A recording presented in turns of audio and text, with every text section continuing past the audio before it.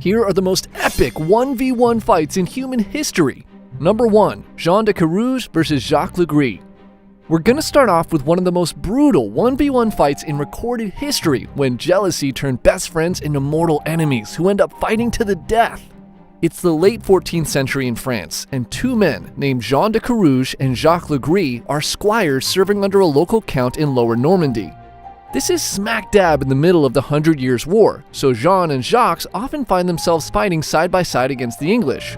Their time together on the battlefield leads to a strong friendship. So strong, in fact, that when Jean's wife gives birth to his first son, he asks Jacques to become the child's godfather.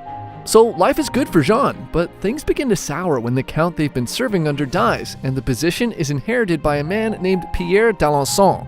Both Jean and Jacques, having been loyal subjects, are invited to join the new count's inner circle. Nice! But for some reason, he begins to heavily favor Jacques over Jean. The favoritism makes Jean insanely jealous, and this jealousy quickly destroys their friendship. On top of this, around the same time, Jean's wife and his young son fall ill and pass away.